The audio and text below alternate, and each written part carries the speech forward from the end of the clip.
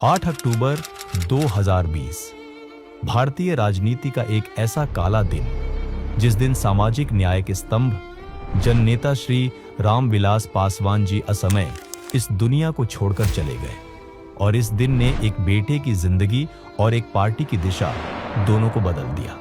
10 अक्टूबर 2020 जब अपने पिता के पद चिन्हों पर चलकर बिहार को बदलने का संकल्प लेकर आगे बढ़ रहा एक बेटा, वो बेटा अपने पिता के पार्थिव शरीर को लेकर दीघा घाट की ओर बढ़ रहा था। एक तरफ पिता को बेइंतहा प्यार करने वाला बेटा जो अंदर से टूट चुका था, तो दूसरी तरफ समाज सेवा की विरासत को संभालने की चुनौती। लेकिन यह तो बस बुरे समय की शुरुआत थी। अभी पिता की चिता ठंडी भी नहीं हुई थी कि अपने ही लोग उस बेटे के खिलाफ साजिश करने लगे। एक तरफ चिराग पासवान अपने पिता की पार्टी को पूरे परिवार के साथ मजबूती से आगे बढ़ाने की कोशिश में लगे थे, तो दूसरी तरफ उनके अपने ही लोग उन्हें नीचे गिराने में लगे हुए थे। फिर आता है जून 2021 का वो बुरा समय जब रामविलास पासवान जी का सपना टूटता है, पार्टी बिखर जाती है। चिराग अपने चाचा पशुपति पारस से परिवार और पार्टी को बचाने की गुहार लगाने जाते हैं, लेकिन उन्हें घर में प्रवेश तक नहीं मिलता। घंटों दरवाजे पर खड़े रहते हैं। इस वक्त की बड़ी खबर आपको यही बता रहे हैं, चिराग पासवान से पशुपति पारस नहीं मिले हैं। पार्टी टूटी, रिश्ते टूटे, लेकिन चिराग नहीं टूटे। उन्होंने अपने पिता के आदर्शों को लेकर लोक जनशक्ति पार्टी रामविलास की नींव रखी।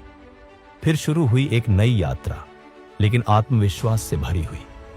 चिराग बिहार की धरती पर फिर से निकले, अपने लोगों के बीच, और यही थी उनके विश्वास की असली परीक्षा।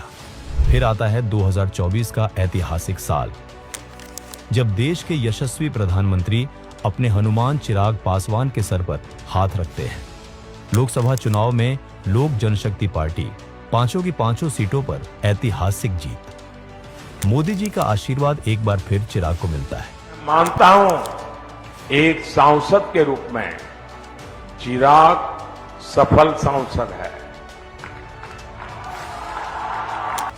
लेकिन मैं देखता था उनके व्यवहार में रामविलास जी के बेटे होने का गुरूर का नामो निशान नहीं था।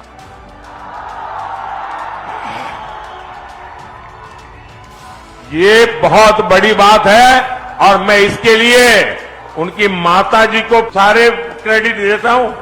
आपने इसको ऐसा संस्कार दिया, गुरूर का नामो निशान नहीं। नई दिल्ली में होती है नई शुरुआत। चिराग पासवान केंद्रीय खाद्य प्रसंस्करण मंत्री के रूप में शपथ लेते हैं। मैं चिराग पासवान ईश्वर की शपथ लेता हूं और अपने काम से सबका ध्यान खींचते हैं। ईमानदारी, ऊर्जा और दूरदृष्टि की झलक। केंद्रीय मंत्री बनकर भी चिराग बिहार को नहीं भूलते। देश विदेश से निवेशकों को बिहार लेकर आते हैं, विकास की नई राह खोलते हैं। बिहार के मुख्यमंत्री नीतीश कुमार जी भी चिराग के समर्पण की सराहना करते हैं। कंधे पर हाथ रखकर देते हैं एक संकेत, एक नए युग की शुरुआत का। अब चिराग पासवान तैयार है मोदी जी और नीतीश जी के साथ मिलकर एक नए बिहार के निर्माण के लिए। बिहार फर्स्ट, बिहारी फर्स्ट के ध्येय के साथ 2025 के विधानसभा चुनावों के लिए चिराग तैयार है, बिहार के विकास और सम्मान के लिए। यह है तमाम आंधियों के बीच चिराग के जलने की कहानी, संघर्ष से शिखर तक पहुंचने की कहानी।